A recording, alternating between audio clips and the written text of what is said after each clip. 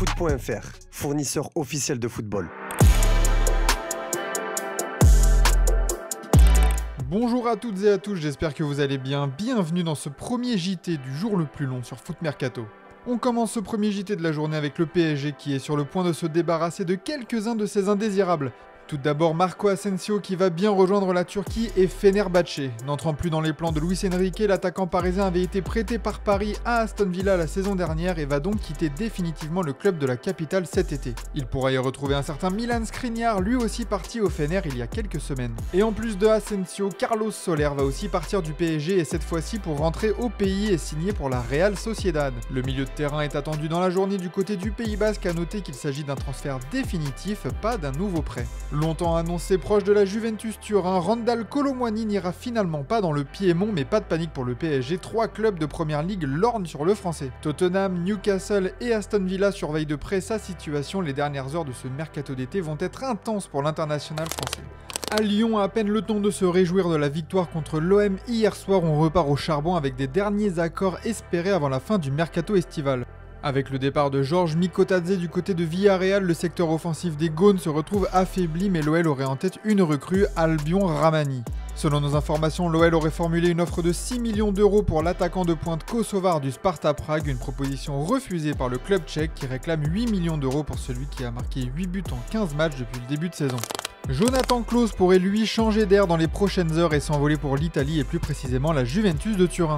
Annoncé tout proche du Bayer Leverkusen au cours des derniers jours, le latéral français a attiré l'œil des dirigeants italiens qui auraient même déjà entamé des discussions avec leurs homologues niçois. Cadre de l'OGC Nice et grand artisan de la belle saison du club azuréen la saison dernière avec 3 buts et 10 passes décisives, l'international tricolore aux 14 sélections devrait donc vivre une fin de mercato estival bien agitée.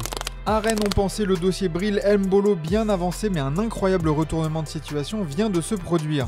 L'international suisse veut quitter Monaco et a longtemps espéré rejoindre le Moyen-Orient, mais Rennes semblait tenir la corde ces derniers jours. Cependant, l'attaquant ne s'est pas envolé pour la Bretagne et hésiterait toujours. Si le transfert à Rennes reste encore possible, un rebondissement de dernière minute reste malgré tout envisageable, qui plus est à l'euro. Selon nos dernières informations, un autre club vient de se mettre dans la boucle pour tenter de rafler la mise. De son côté, Rennes pourrait réactiver la piste menant à Lucas Tassin, de même que d'autres pistes mises de côté. Toujours en France, TJ Savanier serait disponible pour la modique somme de 0 €. Selon nos informations exclusives, le joueur emblématique de Montpellier est à la recherche d'un point de chute pour ce prix dérisoire, de quoi attirer les regards pour lui faire quitter la Ligue 2. Un ancien taulier de l'OM placardisé va lui rejoindre Lille, c'est Chancel Mbemba. Mis au placard lors de ces derniers mois de son aventure phocéenne, le défenseur congolais va rester en Ligue 1 au LOSC. Libre de tout contrat, c'est un renfort plutôt malin pour Lille pour compenser le départ de Diakité à Bournemouth. Du nord, on passe à l'est avec Strasbourg sur le point de s'offrir un joueur de première ligue. Le RCSA devrait accueillir dans les prochaines heures l'ailier de 22 ans Martial Godot dans la journée. L'accord avec Fulham est total autour d'un transfert de 7 millions d'euros et le joueur est aussi d'accord avec les Strasbourgeois sur un contrat de 5 ans.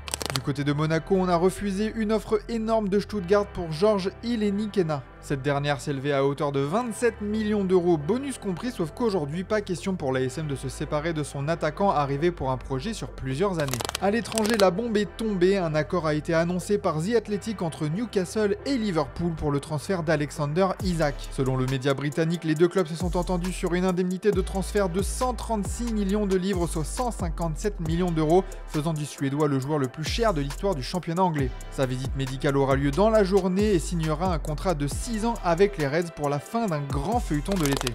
Liverpool va certes accueillir Alexander Isak dans les prochaines heures, mais s'active aussi dans le sens des départs avec la vente prochaine de Joe Gomez à l'AC Milan. Les Rossoneri ont déjà trouvé un accord verbal avec les Reds pour l'international anglais, rapporte Sky Sport Italie, qui précise toutefois que le champion d'Angleterre en titre devra d'abord trouver un remplaçant pour que l'opération puisse se faire.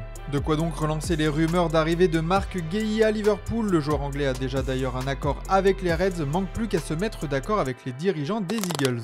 D'ailleurs, du côté de Newcastle, pour compenser le départ de l'attaquant suédois, les Magpies ont déjà trouvé son remplaçant, il s'agit de Yohan Wissa. L'attaquant de Brentford était rentré en conflit avec sa direction pour rejoindre les Magpies, son souhait sera bientôt exaucé. Malgré l'arrivée récente de Nick Voltema 2 pour 90 millions d'euros, Newcastle a trouvé un accord avec Brentford pour un transfert à hauteur de 63,5 millions d'euros. Transféré de Lorient pour un montant de 10 millions d'euros à l'été 2021 et alors qu'il ne lui restait qu'un an de contrat, c'est une sacrée vente que réalise le club de Londres, en plus de celle de Bryan Mbeumo à Manchester United il y a quelques semaines. De son côté, Newcastle s'offre 2 attaquants pour le prix d'un. Toujours chez les Red Devils, on est en passe de se débarrasser de Jadon Sancho, autre élément indésirable de l'équipe. Selon Sky Sport, un accord a été trouvé entre le club mancunien et Aston Villa pour un prêt payant d'1 an sans option d'achat. Après avoir récupéré Marcus Rashford en seconde partie de saison dernière, c'est un autre boulet de United qui va tenter de se relancer dans le club de Birmingham. Du côté de Manchester United aussi, on s'active avec le flop Anthony qui va rejoindre définitivement le Betis. Prêté la saison dernière dans le club de l'Andalousie, l'ailier brésilien avait été plutôt bon mais n'entrait pas dans les plans de Ruben Amorim cette saison. L'accord tournerait autour des 25 millions d'euros incluant 3 millions de bonus et une clause de revente de 50% sur tout bénéfice futur selon The Athletic. Toujours en Angleterre, Chelsea va rapatrier Marc Guiu pour pallier la blessure de Liam Delap et le refus de revenir de Nicolas Jackson. Prêté à Sunderland début août, l'attaquant espagnol revient plus vite que prévu à Londres avec une possibilité de montrer ce qu'il vaut chez les Blues. Arsenal a beaucoup acheté cet été mais c'est dans le sens des départs que les Gunners s'illustrent. Selon Sky Germany, le club allemand d'Hambourg est en train de boucler l'arrivée de Fabio Vieira. Le promu en Bundesliga va faire venir le club sous la forme d'un prêt avec option d'achat dont le montant n'a pas encore filtré. Le milieu portugais sort d'un prêt mitigé à Porto la saison dernière et n'a jamais vraiment réussi à s'imposer chez les Gunners malgré une arrivée à 35 millions d'euros à l'été 2022. Une cible de Rennes va finalement atterrir en Allemagne, c'est Konrad Harder. Annoncé partant du Sporting Lisbonne cet été, le buteur danois faisait l'objet d'intérêt de l'AC Milan et du Stade Rennais avant que le club breton ne jette son dévolu sur Bril Mbolo. Le natif d'Olte a marqué 11 buts et a délivré 7 offrandes en 47 matchs l'an dernier avec le club portugais et prend donc la direction de l'Allemagne et du RB Leipzig selon Ojogo. Un accord verbal a été trouvé entre les deux clubs, le transfert est estimé à 26 millions d'euros. Toujours en Allemagne, c'est la panique du côté du Bayern Munich. Malgré un très bon début de championnat et quelques arrivées intéressantes comme celle de Luis Diaz, l'équipe coachée par Vincent Kompany a échoué pour conclure ses 2 dossiers phares de l'été. Il y a d'abord eu l'échec dans le dossier Florian Wirtz qui était souhaité depuis des années et qui est parti du côté de Liverpool et la révélation allemande Nick Woltemade qui est allé du côté de Newcastle il y a quelques jours.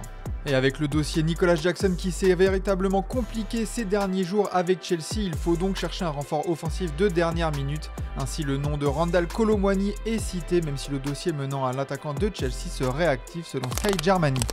On passe aux officiels avec tout d'abord l'AC Milan qui prête Alex Jiménez à Bournemouth avec une option d'achat qui pourrait devenir obligatoire sous certaines conditions. On reste en Angleterre avec Tariq Lamptey qui quitte Brighton pour s'engager avec la Fiorentina. L'arrière droit de 24 ans s'engage avec la Viola dans le cadre d'un transfert définitif dont le montant n'a pas encore été divulgué. Souvent gêné par les blessures, il aura tout de même joué 122 rencontres avec les Seagulls au cours de ses 5 ans et demi au club. Enfin, l'actualité ne se limite pas aux joueurs, du côté des entraîneurs, c'est déjà fini pour Erik ten Hag à Leverkusen. Arrivé pour prendre la succession de Xabi Alonso chez les champions d'Allemagne 2024 l'été dernier, l'entraîneur néerlandais prend déjà la porte après seulement 2 matchs de championnat. Une défaite à domicile inaugurale face à Hoffenheim et un match nul 3-3 au Werder Bremen malgré une supériorité numérique auront eu raison du destin de l'ancien entraîneur de Manchester United sur le banc allemand. Allez, c'est tout pour ce premier JT de la journée, on se dit à très bientôt pour des nouvelles vidéos dans ce jour le plus long.